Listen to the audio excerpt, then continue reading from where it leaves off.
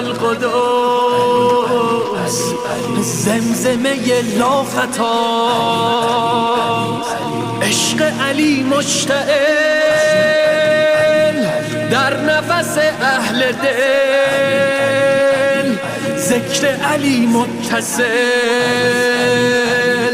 بر لب اهل دعا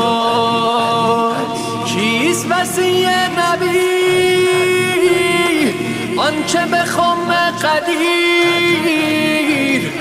به آیه بلغش خدا مدیحت سرا